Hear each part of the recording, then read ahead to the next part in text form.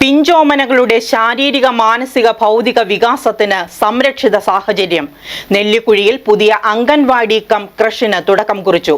കോതമംഗലം നിയോജകമണ്ഡലത്തിലെ ആദ്യ സംരംഭമാണ് ഇത്.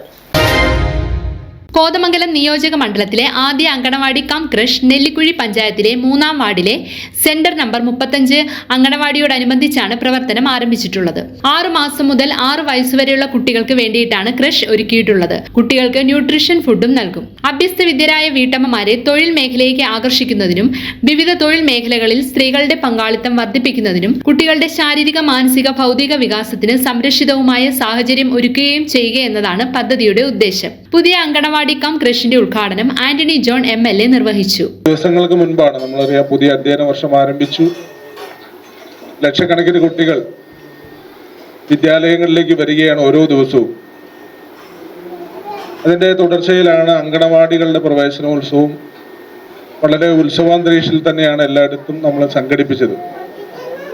ഇന്നിപ്പോ കേരളത്തെ സംബന്ധിച്ച് കേരളത്തിലെ വിദ്യാലയങ്ങളെല്ലാം അതിൻ്റെ ഭൗതിക സൗകര്യങ്ങളിൽ വലിയ മാറ്റം വന്നൊരു കാലഘട്ടമാണ്.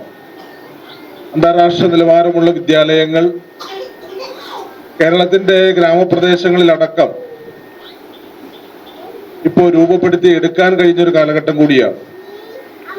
ഇപ്പോൾ വിദ്യാഭ്യാസ മേഖലയിൽ സമൂലമായ മാറ്റം കൊണ്ടുവരാൻ കഴിഞ്ഞതിൻ്റെ തുടർച്ചയിലാണ് ഇന്നിപ്പോൾ അങ്കണവാടികളിലേക്കും ആ മാറ്റം ഗവൺമെന്റ് സാധ്യമാക്കുകയാണ്.